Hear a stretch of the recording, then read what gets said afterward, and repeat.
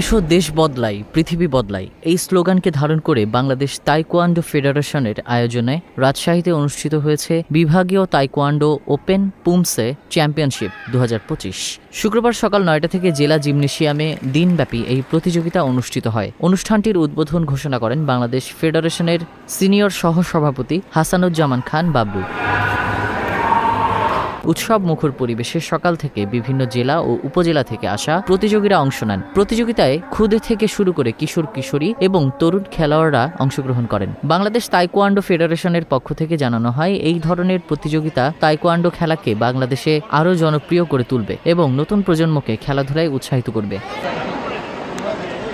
আয়োজকরা জানান, রাজশাহী বিভাগের বিভিন্ন জেলার প্রতিযোগীদের অংশগ্রহণে চ্যাম্পিয়নশিপকে কেন্দ্র করে ক্রীড়াঙ্গনে ব্যাপক উৎসাহ উদ্দীপনার সৃষ্টি হয়েছে। সন্ধ্যায় প্রতিযোগিতায় বিজয়ীদের হাতে পুরস্কার তুলে দেন জেলা প্রশাসকের এনডিসি সহ ক্রীড়াঙ্গনের ঊর্ধ্বতন কর্মকর্তারা।